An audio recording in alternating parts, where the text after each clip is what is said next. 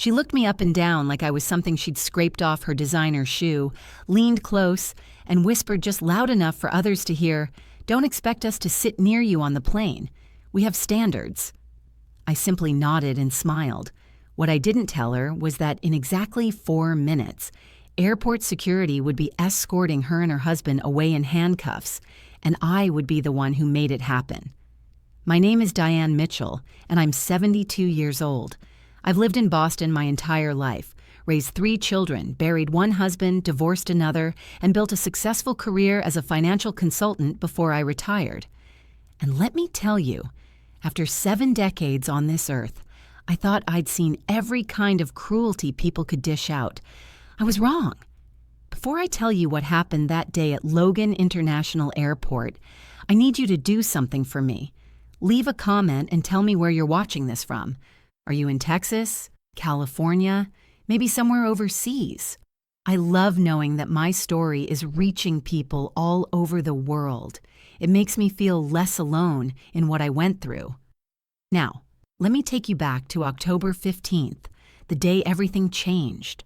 The morning started like any other Thursday. I woke up at 6, made my coffee, and sat in my kitchen watching the sunrise paint the sky orange and pink. At my age, you learn to appreciate these quiet moments. You never know how many you have left. I was flying to Seattle that afternoon to visit my daughter Jennifer and meet my newest grandchild for the first time. Little Emma Grace had been born 3 weeks earlier, and I'd been counting down the days until I could hold her.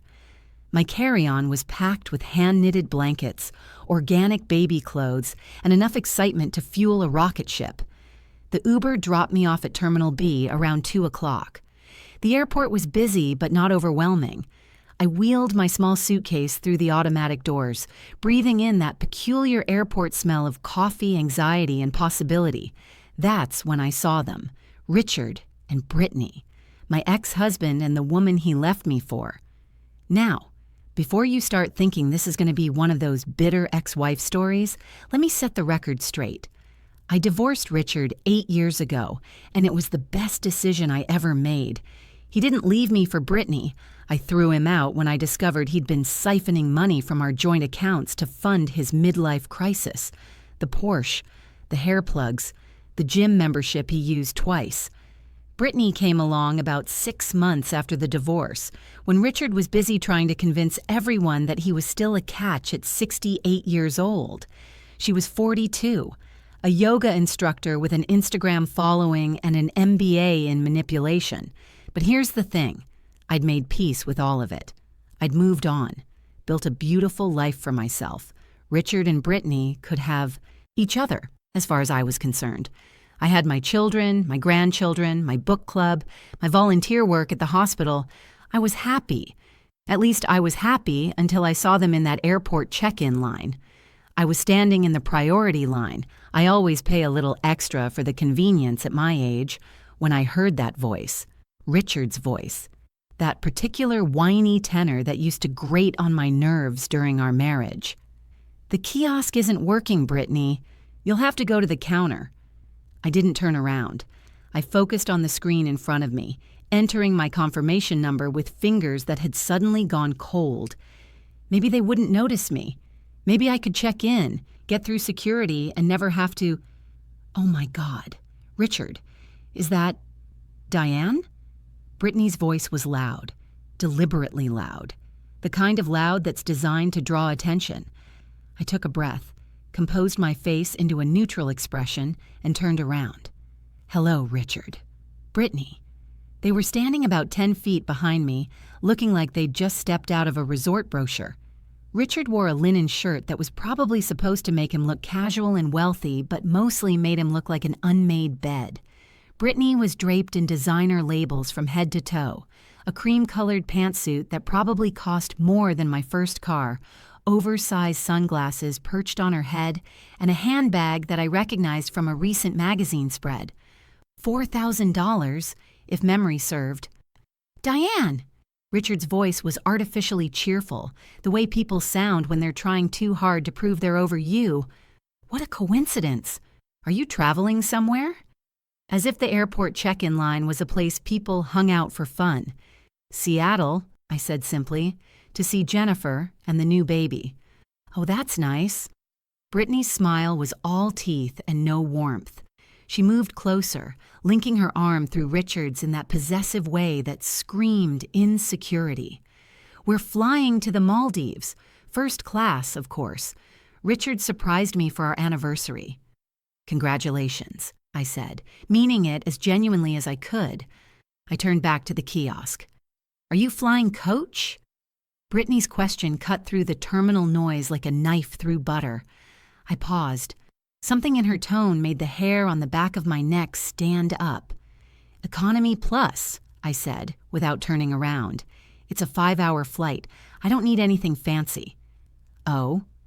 That single syllable carried so much judgment it could have sunk a ship. Well, I suppose when you're on a fixed income, you have to make choices. I gritted my teeth and continued checking in. My boarding pass printed, Gate C7, Seat 12A. Everything was fine. I could walk away. I could be the bigger person.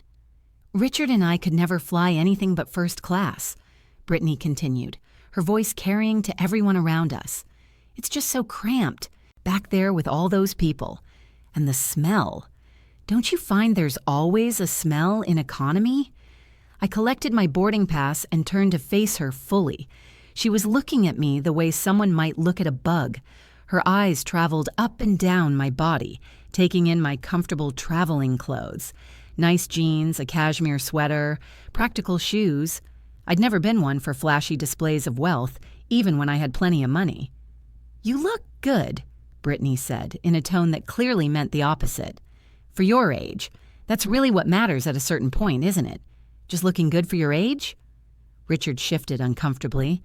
Brittany, I'm just saying, Richard, not everyone can maintain standards as they get older. She turned to me with a smile that didn't reach her eyes. I admire you, Diane. I really do. Making peace with where you are in life, accepting your limitations. The people around us had started to notice. An older gentleman behind them looked sympathetic. A young woman with a baby was shaking her head slightly. Everyone could feel the tension crackling in the air. I should get going, I said quietly. Security lines can be long. Oh, we have TSA pre-check, Brittany said quickly. She moved closer, and that's when I smelled it. Champagne. At 2 p.m. She'd been drinking. We breeze right through. But you probably didn't want to pay for that either, did you? Every penny counts when I'm what, Brittany? The words came out before I could stop them. She smiled, sensing weakness, sensing an opportunity to go in for the kill. When you're alone, she said softly, almost kindly, which somehow made it worse. When you're living on whatever Richard left you after the divorce. When you're flying coach to visit your children because it's the only adventure you have left. The terminal seemed to go quiet around us, or maybe that was just my blood pounding in my ears. I'm going to check in, Richard muttered, moving toward the kiosk. But Brittany wasn't done. She took a step closer to me, close enough that I could see the fine lines around her eyes that no amount of Botox could quite hide. Here's some free advice, Diane, from one woman to another. Her voice was low, intimate, venomous. Don't expect us to sit near you on the plane. I know we're all going through the same terminal, but once we're on that aircraft, there's a curtain between first class and the rest of you. A literal divide between people who matter and people who don't, between people with standards and people who've given up. She paused, letting her words sink in like poison. We have standards. I know that's hard for you to understand anymore, but we do. So don't come looking for us during the flight. Don't try to chat when you see us in Seattle. We're not in the same world anymore. Accept it and move on. I looked at her, really looked at her, at this woman who had everything she thought she wanted and still felt so small inside that she needed to tear someone else down in an airport check-in line. And I smiled, a real smile, genuine and calm and completely unaffected. Okay, I said simply. Have a wonderful flight. Then I picked up my carry-on and walked away. Behind me, I heard Richard say, "Brittany, what the hell was that?" "Oh, don't defend her to me. That woman got half of everything you worked for. She doesn't deserve—" I didn't hear the rest. I was already moving toward security, my heart pounding but my head clear. Here's what Brittany didn't know, what Richard had apparently never told her. I didn't get half of everything in the divorce. I got 70%. Because when we split our assets, my lawyer discovered that Richard had been committing tax fraud for the last 8 years of our marriage. Small stuff at first. Inflated business deductions, unreported cash income from his consulting work. But it added up. My lawyer gave him a choice.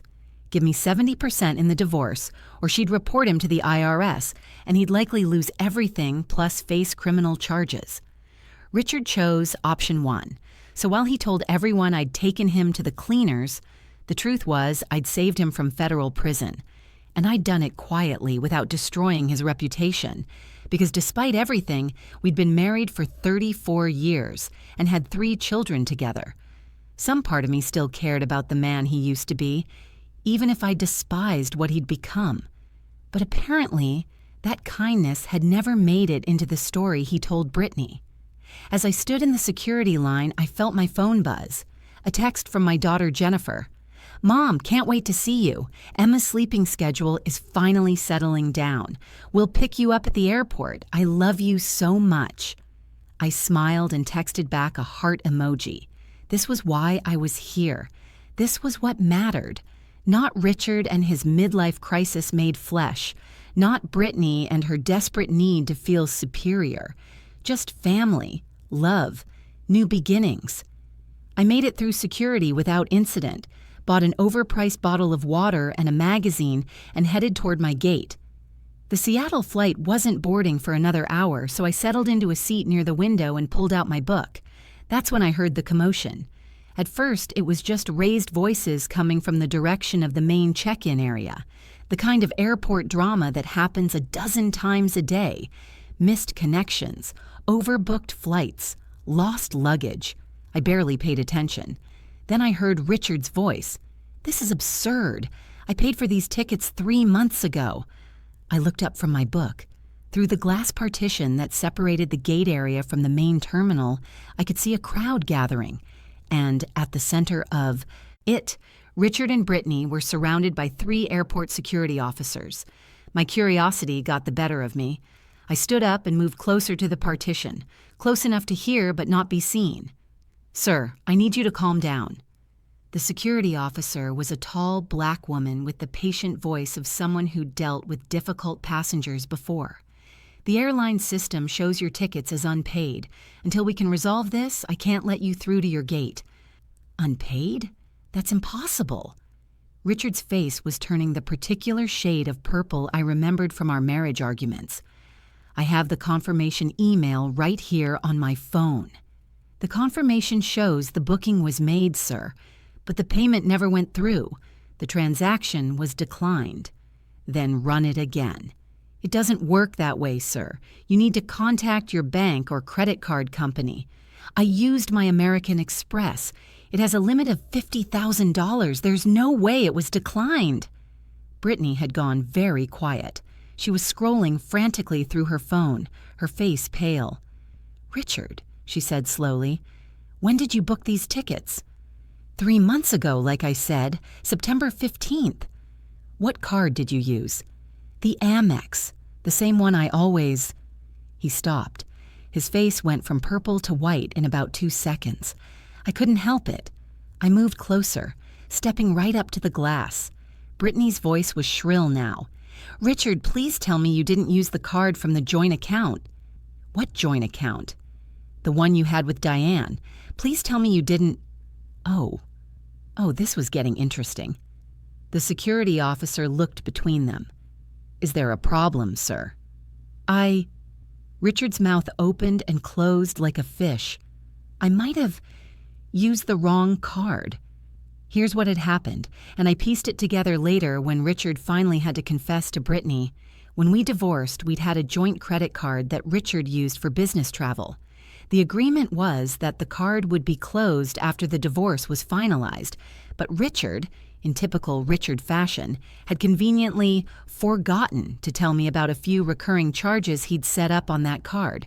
Small things, his gym membership, a subscription box service, and apparently a hold for 2 first-class tickets to the Maldives that wouldn't actually be charged until the day of departure. I discovered the charges 3 months ago during my quarterly financial review. My accountant flagged them, and I'd immediately contacted American Express to dispute the charges and close the card for good. The gym membership and subscription box cancellations went through immediately. But the airline tickets? Those were just a hold. A promise to pay when the travel date arrived. That travel date was today, and the card they were trying to charge no longer existed. You know, what? If you're enjoying this story, and I have a feeling you are, do me a favor and hit that subscribe button. Because trust me, what happens next is even better than what you've heard so far. My daughter keeps telling me I should share more of my stories, and your support would mean the world to me. Now, back to the airport. So you're telling me, Brittany's voice had gone dangerously quiet, that you booked our anniversary trip on a credit card you shared with your ex-wife. It wasn't active. I mean, it was supposed to be closed, but I forgot about the hold I put on it, and you forgot. Brittany's laugh was sharp enough to cut glass. You forgot that you were using your ex-wife's credit card to take me on vacation. It was a joint card. Technically, it was my card, too. Sir, the security officer interrupted, if you can't provide valid payment for these tickets, I'm going to have to ask you to leave the gate area. Just charge it to my personal card. Richard pulled out his wallet, fumbling with the contents. Here, take this one. The ticket counter agent, a young man who looked like he wanted to be anywhere else, shook his head. Sir, it doesn't work that way. The original booking has been flagged as fraudulent because the payment card is no longer valid. Even if you pay now, the system won't let me reissue the tickets. You'll have to contact the airline directly, and given that your flight leaves in 45 minutes, this is discrimination. Richard's voice rose several octaves. I'm being discriminated against because of my age. You're all in on this together. You're trying to prevent me from... Sir, if you don't lower your voice, I'll have to call additional security. That's when Brittany made her fatal mistake. She turned on the ticket agent, her voice dripping with entitlement. Do you know who he is? He's a consultant. He's flown over 1 million miles with this airline. He has status. You can't treat him like some common criminal just because of a computer glitch. The security officer's expression hardened. Ma'am, nobody's calling anyone a criminal, but if you can't resolve the payment issue, you'll need to step aside and let other passengers check in. No, Brittany's voice rose. No, we are not stepping aside. We have a flight to catch. We have reservations at a 5-star resort. I have been planning this trip for months, and some computer error is not going to... She reached for the ticket agent's computer screen. That was mistake number 2. The moment her hand touched the equipment, the security officer moved. So did her colleagues. Ma'am, you cannot touch the equipment. I need you to step back. I'm just trying to... Step back now. Don't you dare tell me what to do. I know my rights. This is harassment. Things escalated quickly after that. Brittany refused to move away from the counter. Richard, instead of calming her down, started filming on his phone and shouting about lawsuits. Other passengers were backing away. Children were staring. The situation had gone from uncomfortable to dangerous in about 30 seconds. The security officer made a gesture, and 2 additional officers appeared from seemingly nowhere. Sir, ma'am, I'm asking you one more time to step away from the counter and exit the gate area peacefully. If you refuse, you'll be detained for interfering with airport operations and disturbing the peace. You can't detain us. We haven't done anything wrong. Richard's phone was still up, still recording. This is going viral. Everyone's going to see how this airline treats people. Last warning, sir. Richard took a step forward, his chest puffed out, his face red.